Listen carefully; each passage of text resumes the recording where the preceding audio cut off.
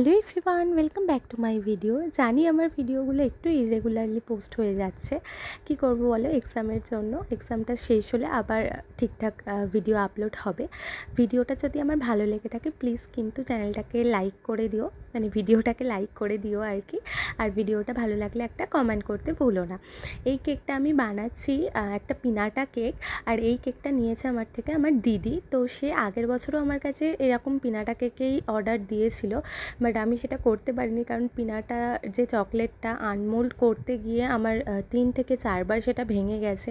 সারা রাত ধরে চেষ্টা করেছি, তাও হয়নি, কারণ মোল্ডটার একটু প্রবলেম ছিল, মোল্ডটা একটু হার্ড ছিল। মোল্ডের প্রবলেমও বলতে পারি না, আমি ঠিক হয়তো ডিমোল্ড করতে পারছিলাম না। তো সেই জন্য আরেকটা নতুন মোল্ড কিনেছি যেটা একটু সফট কাইন্ড অফ। তো আমার বেন্টো কেকটাও কমপ্লিট, ওটা পুরো চকলেট ছিল। আর বেন্টো কেকটার হাইটটা একটু বেশি হয়ে গিয়েছিল, সেই জন্য বেসের সাথে পিনাটা চকলেটের যে বেসটা রয়েছে সেটা কিন্তু মানে টাচ হচ্ছিল না, একটু উঁচু হয়েছিল চকলেটটা।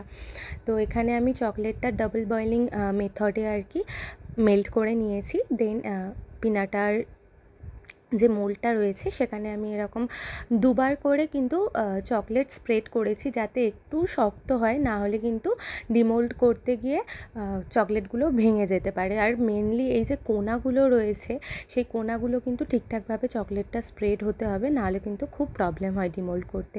আর এই যে আমার ডেকোরেশন কমপ্লিট, কেমন হলে অবশ্যই জানিও।